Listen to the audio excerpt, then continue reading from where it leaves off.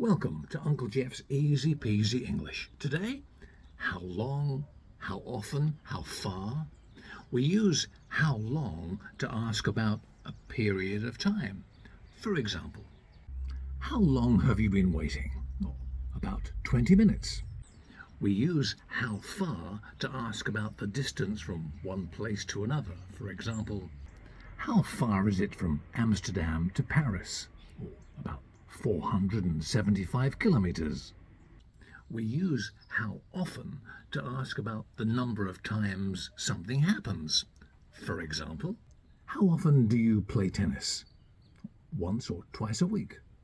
If you want to ask about the price of something, use how much. How much did you pay for your car? Too much. You can use how many with a plural noun to ask about numbers. For example, how many students are in your class? About 15. And you can use how old to ask about somebody's age. How old is Uncle Geoff?